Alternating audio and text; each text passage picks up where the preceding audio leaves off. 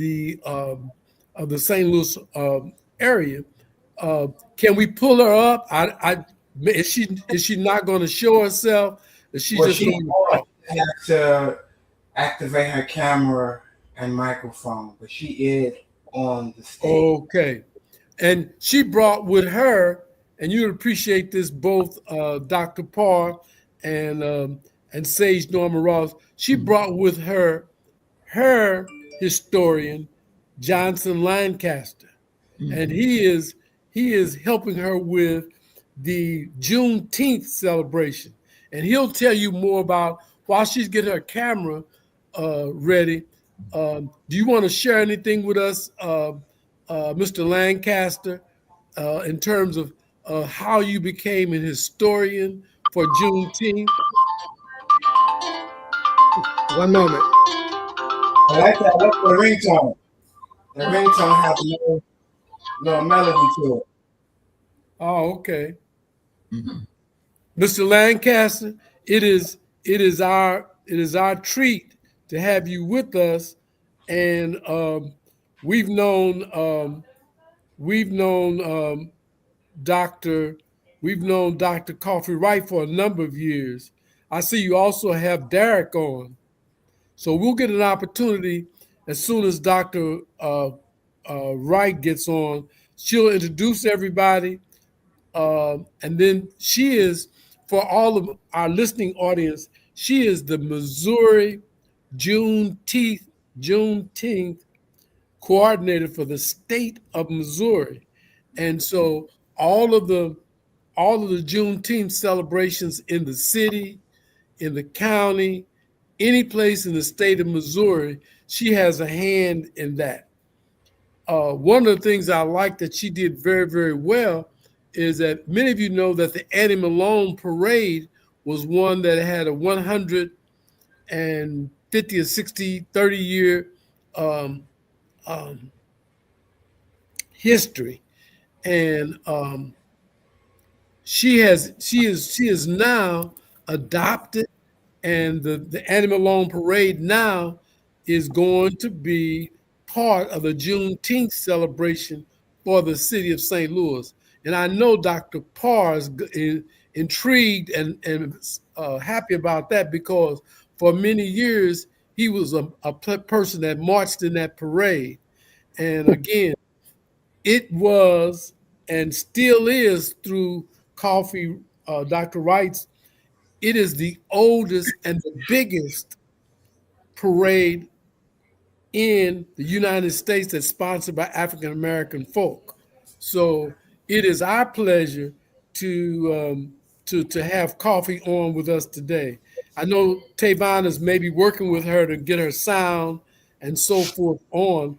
Uh, Earlier, Tavon Brooks showed a picture of Coffee where she was running for a U.S. state senator, and that's a picture of the good sister. Um, they didn't put the doctor. When we get on ballots and stuff, people don't do that, but they didn't put the Dr. Carla Coffee Wright, and she was a Democrat for U.S. senator.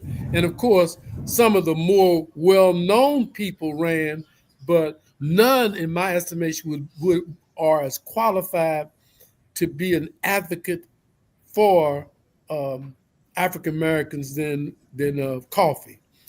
So, With Dr. Jackson, I showed, if I just to add about Coffee Right, personally, I'm a person that connects with energy, and those who support me in my journey, I have a strong servitude in return to them, reciprocated to them. So when I first launched and owned my own restaurant here in St. Louis, it was a soul food restaurant on the south side. Miss Wright, Dr. Carla Coffee Wright, and Mr. Lancaster, I don't know if you remember, but they came and supported my restaurant at least once a week. And then she allowed me to interview her exclusively when she ran. So this picture actually in the restaurant lets me interview her. And I just want to say thank you, Ms. Wright, because again, she was also part of the initiation of me to become a community activist. Learning her story, learning what she's done, and where she's going growing in the consciousness that she wants to put in our community. These kind of issues, regardless if both of them are not, have a place in history in our community. So I commend Miss Wright for that. She's always showed me love and support, always gave me feedback, always acknowledged me when I came in the room, always supported my businesses regardless. And she paid. You know, most politicians expect to get free payments. But she actually paid her bill and even bought meals for other people. So I just wanted to share that because Right. everybody Well, don't hear.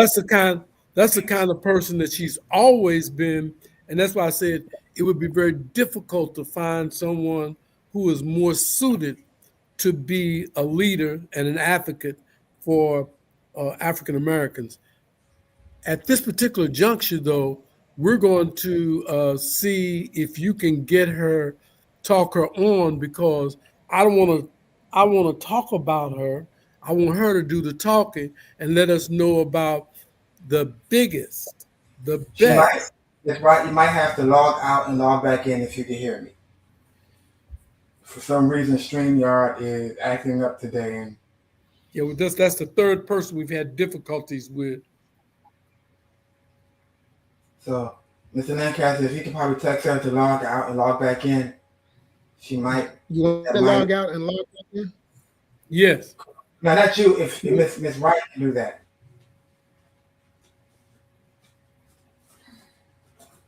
Let me see. Well, I'll call her. There's no problem. I'm gonna step away from the. And this is Oh, the question probably would even bring to with Helen, that by being an individual who ran for office, also by being someone who ran for office, the tension and the stress and the support that an individual need. There she is, Miss Wright. There she is. Look at her, the sun gleaming off the coffee, making it the only coffee you need in the morning. That's right. I'm not a comedian, everybody. I'm just, it just flows every now and then. But we ain't Well, even going. let me do it properly. It is our pleasure that we introduce the guest of the hour, none other than Dr. Carla Coffee Wright. And she is the national Missouri chairman for Juneteenth. All right. All right. All right, Coffee. Hey, good. Hello, everyone. Greetings. Thank you so much for having me. I'm Dr. Paula Copyright. I am the Juneteenth National State Director, and oh, it's just a pleasure to be here. Thank you so much. I don't know where to start.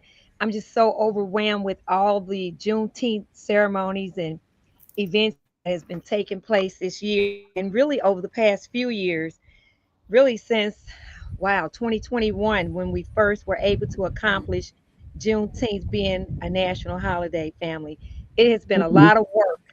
I'm a member of the NJOF, and the NJOF is the National Juneteenth Observance Foundation, and that consists of a variety of us who have been fighting for over 26 years for Juneteenth to be a national holiday. We were put together by the late great Reverend Dr. Myers, and wow, he just picked people in every state.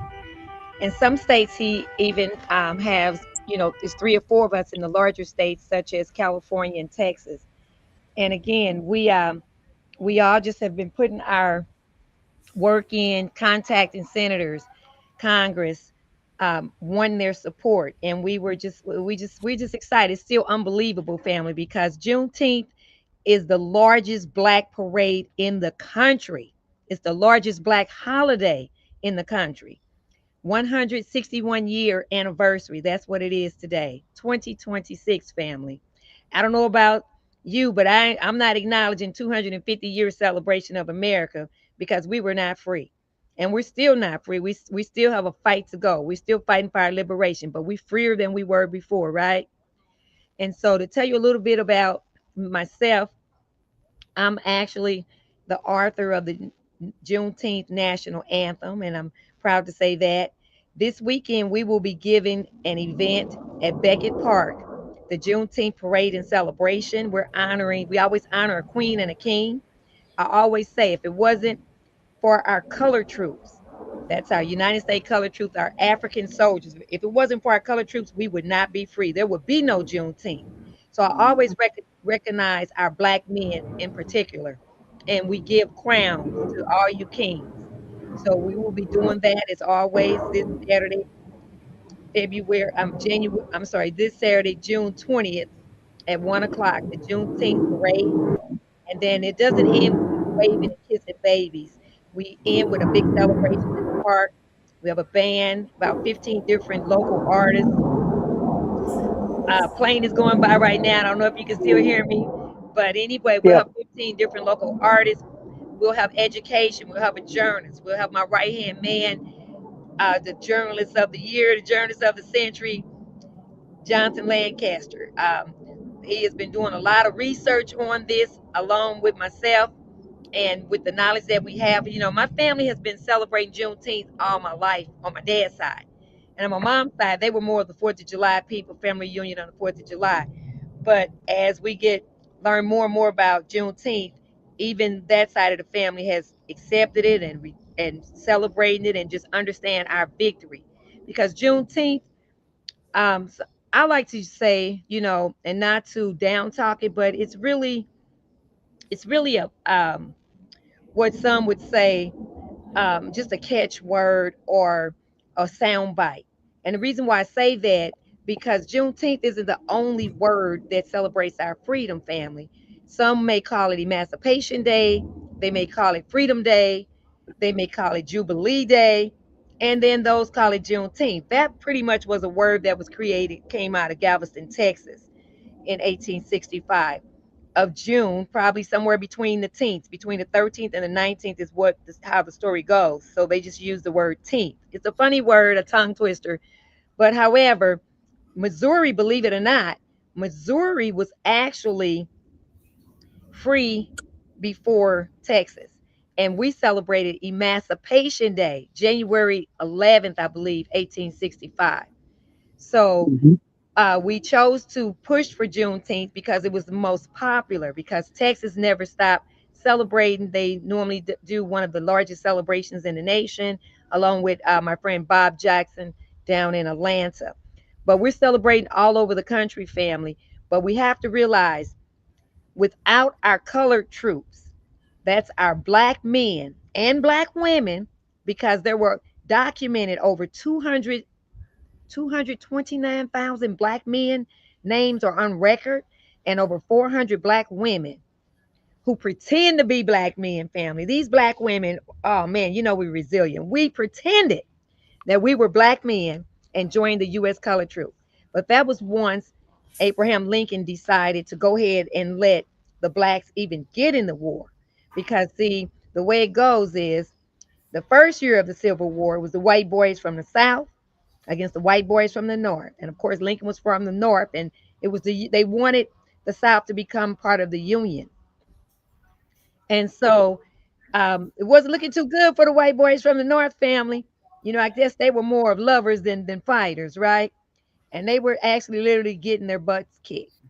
So Harriet Tubman, Harriet Tubman, Martin Delany, who else? Lancaster, Frederick Douglass. Douglass. Are you here, Yep. Lancaster? Yep. Frederick Frederick Douglass, Douglass. Sojourner Truth. Yep. They kept trying to convince Abraham Lincoln, which they were finally successful about a year after the Civil War was going on and they were losing, to let the black men in the war. And so when they did that, it changed the entire trajectory of the Civil War. Um, Before the Civil War, there was a brother by the name of Martin Delany. And Hmm. before Martin Delany, there was a brother named Moses Dixon, family. And Moses Dixon was this young warrior. I believe he was born in Ohio, but he came to St. Louis and he trained over 47,000 black men how to fight, how to shoot weapons. with the intentions to overthrow slavery. And he wasn't successful at that point, because you always have snitches in the bunch and other things that just couldn't make it happen. But nevertheless, he trained them, and they were bad. They were the toughest. They were the best.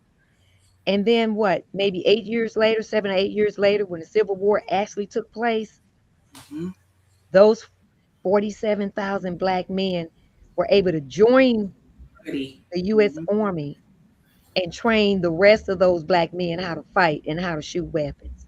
So when you got the baddest of the baddest training the warriors that's fearless, what do you get? You get the Civil War won by our people. Our Black men freed us. And it's so St. Louis in particular, Missouri in particular, is so significant and so important because so much went down here. And Lancaster, can you share with them some of the things that Moses Dixon even started that still goes on today? Well, Moses Dixon, besides starting the Knights of Liberty and helping to create the core of the colored troops, because 47,000 members of the Knights of Liberty joined the Union Army after Lincoln allowed Black men to be part of the Union Army. And each member of the Knights of Liberty was supposed to recruit 3 additional people. So it's very conceivable there are actually 150,000 members of the Knights of Liberty. W.B. Du Bois, in his book, Black Reconstruction, puts a figure out there of 186,000 soldiers. But the final tally is actually 229,000, according to the African American Civil War Museum in Washington, D.C. Now, these secret organizations, Knights of Liberty among them, and another one called the African Mystery, they actually were in different states. And all those states were the states that were in rebellion against the Union. So we actually had underground fighters that were ready to join the conflict. After the Civil War, the Knights of Liberty actually became a Masonic order, and Moses Dixon himself got very active in the Prince Hall Masons and the Scottish Rite Masons, and he became the second Grand Master of the Prince Hall Masons, those are the Black Masons. In fact, there's a chapter of the Prince Hall Masons that's named after Moses Dixon here in the city. The Knights of Liberty were responsible for building Black towns. They have a hospital in Mound Bayou, Mississippi.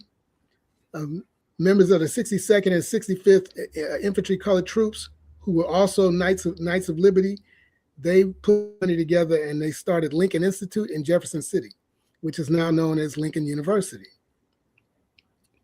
The Knights of Liberty, members of the Knights of Liberty also formed the Missouri Refugee Board after the Civil War, and they helped resettle people that were leaving the South during the war, and helped resettle those people or prepare them to be resettled in Kansas. And a lot of those refugees went to Kansas and started Black towns.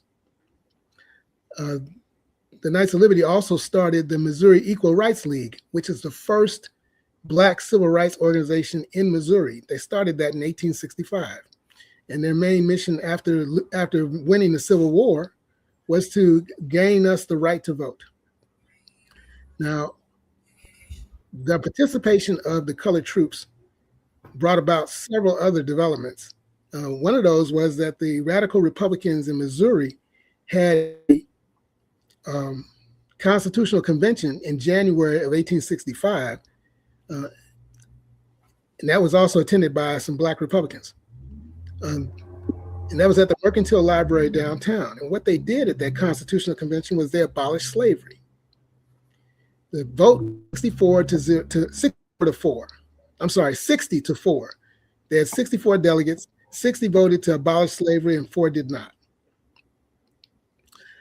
That was 3 weeks before Abraham Lincoln submitted the 13th Amendment, which technically is supposed to prohibit slavery, to the Congress. So Missouri actually was ahead of the federal government in seeking to abolish slavery nationwide.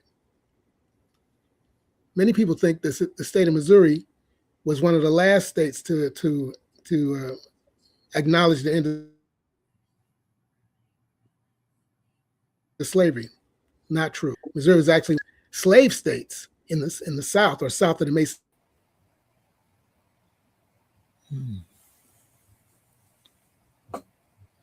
Absolutely. So, with that being said, family, we really Juneteenth is wonderful. It's a key word or a catchword for us all to recognize slavery has been abolished. But more importantly, is that I think we need to understand it's not just about one big party. It's about understanding that our black men freed us. We freed ourselves. The black women and black men that won that Civil War, family. And so I can't stress that enough. And another significant thing about Missouri, right here in St. Louis, at the old fairground, what we know as the Fairgrounds Park. Well, family, our black men during the Civil War, Missouri was one of the battlegrounds. And our black men lived right there in Fairgrounds Park. They ate, slept, was medicated, hospitalized, everything in Fairgrounds Park. And we happen to own a building, and people would say it's across the street from Fairgrounds Park because it's located on the corner of Cotton, the old ANU barbecue we know it as. But guess what? That's not across the street from Fairgrounds Park. That is in the heart of Fairgrounds Park. That is sacred grounds as well. That's where our ancestors lived, because Fairgrounds Park was double the size as we know it now.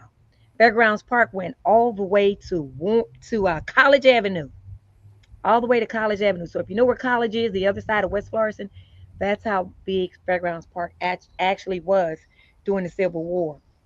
So we have a lot of history right there. We named we named it its own park after our ancestors.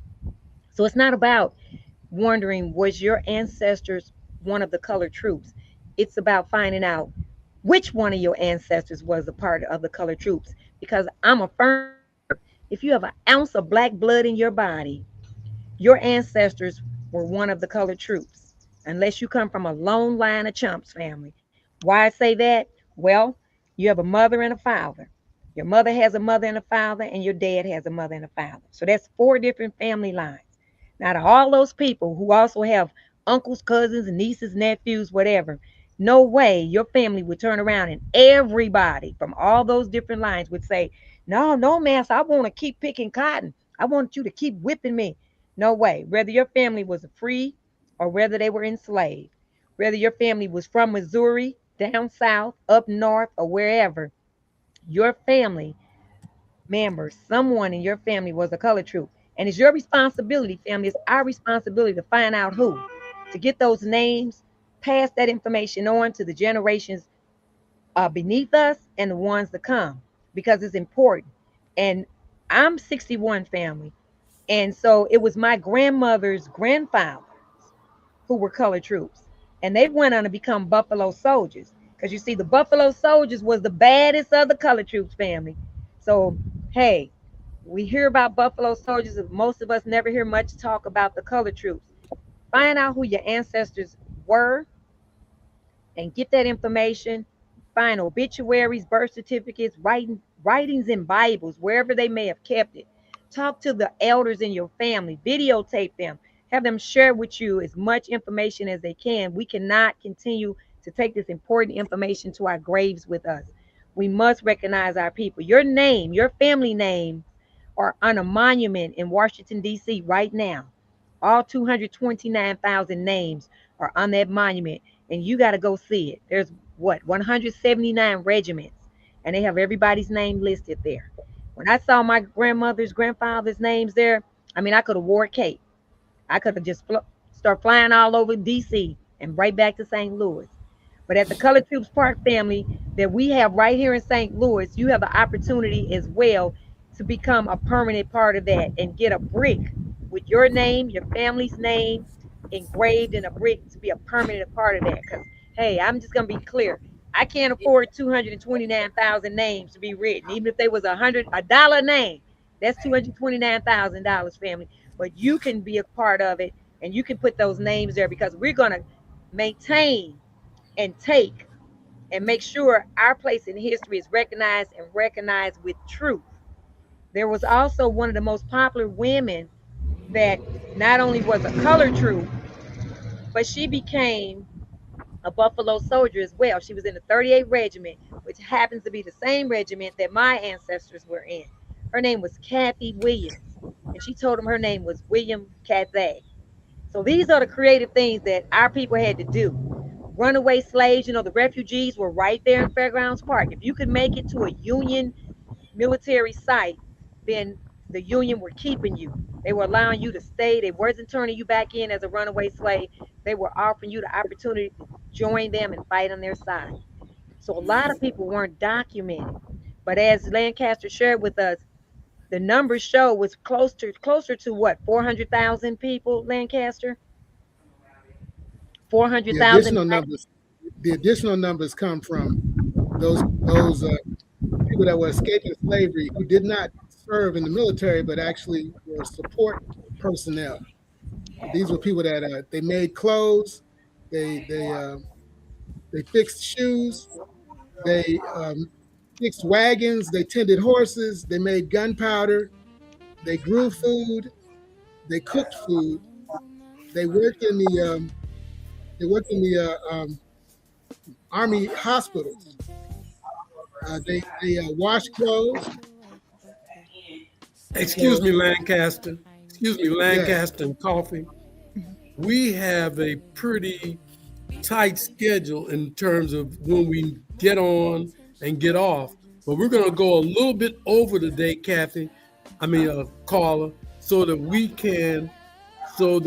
can tell people exactly where Beckett Park is, tell them exactly what they can do, and if you're a gentleman, come and get your crown.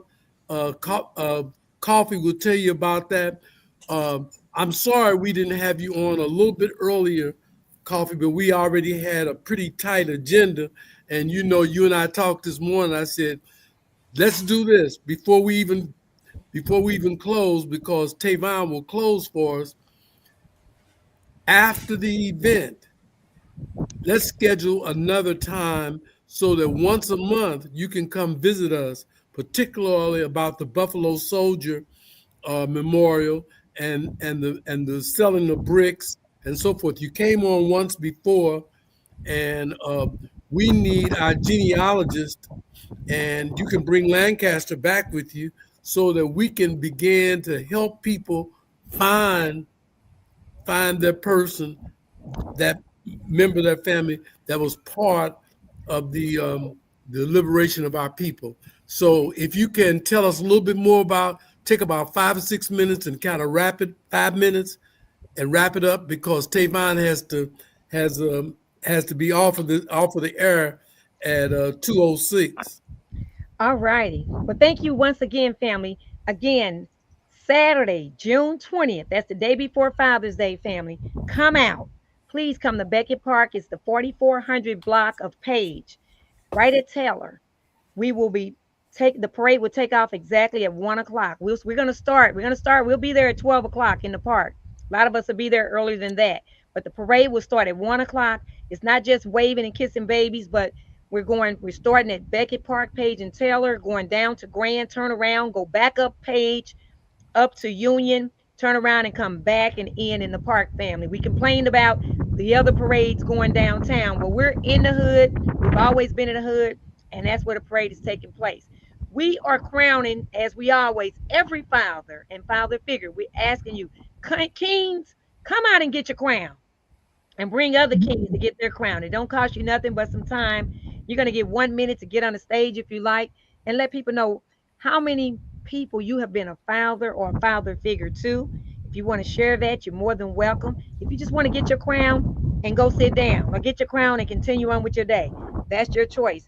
But we're asking you to come out, represent, family. The KKK, they do it.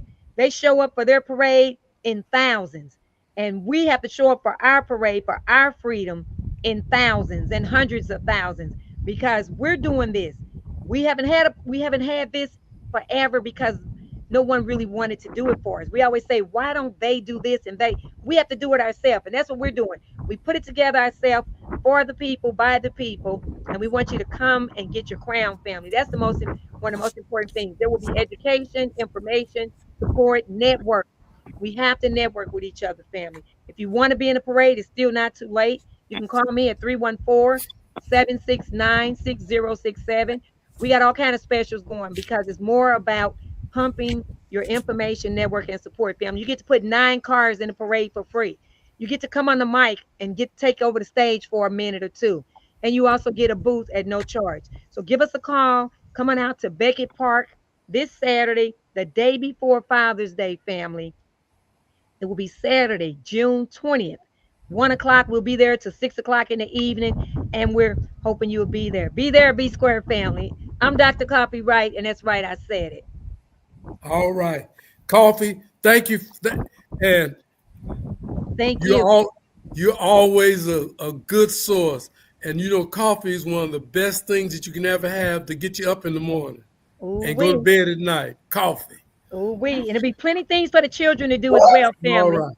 Chess games, everything. Come on out. All right. Thank Dr. Coffee Wright. Thank you so much, and your guests. When you come back, bring your whole entourage. Tavon, close us down. Wow, what a wonderful show, everyone. And as we close out another Mindful Monday, remember that growth doesn't happen all at once. It's built through small choices, daily habits, and the willingness to keep moving forward when the path isn't clear. Take a moment this week to be intentional. Check on your goals, check on your loved ones. Most importantly, check on yourself. Thanks for spending time with us today on Mindful Mondays. Until next time, stay mindful, stay focused, stay grateful, and keep passing the torch to the next. Be peaceful, purpose, and everything will be all right. I'm Tavon Brooks. Look forward to seeing you next week. Same time, same place. Have a wonderful. Yes, sir. Give them our theme song so that they can hear it. So all the folks, Coffee, Lancaster, the other gentleman, I didn't hear him speak, but we want to hear him next time. Okay, Coffee? This song was inspired by you all, who motivates me to be mindful every day, but be intentional today specifically. This is an original tune for the Mindful Monday Take show. a breath today, not to escape the work, but to center the why behind it. Be present in your purpose. Move with intention, not urgency. Lead from peace, not pressure.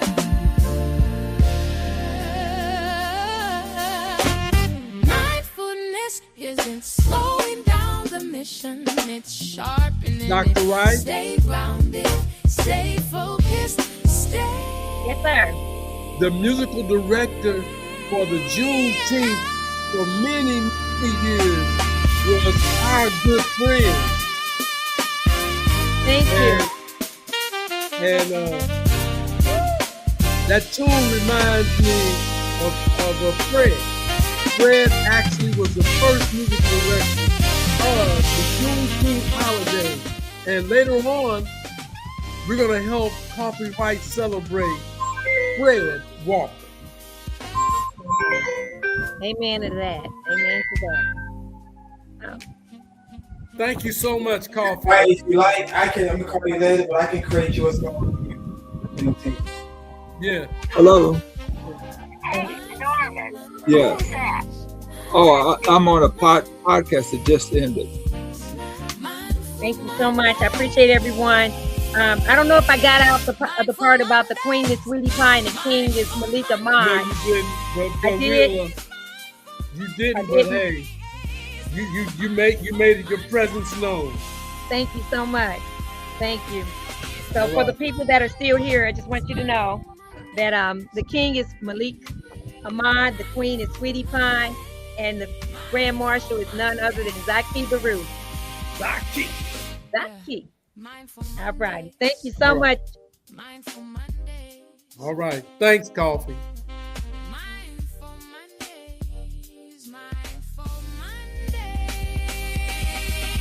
Take a breath today. Mindful Mondays. Mindful Mondays. Mindful Mondays. Mindful Mondays. Yeah. Mindful Mondays. Mindful Mondays. Mindful Mondays. Mindful Mondays. Mindful Mondays. Take a breath today. Mindful Mondays. Mindful Mondays. Mindful Mondays. Mindful Mondays. Mindful Mondays. Take a breath today. Mindful Monday. Take a breath.